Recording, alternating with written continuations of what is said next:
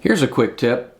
When you paste your site analysis back in your drawing, make sure that you select the plot quality and change it to high graphics. So a lot of times when you paste, it's going to come in as an Ole object. Just hit OK. But then make sure to select this image or this Ole object and then come over here to plot quality and change it from monochrome to high graphics. That's needed so that it shows up correctly with the colors and everything just like we want in the drawing.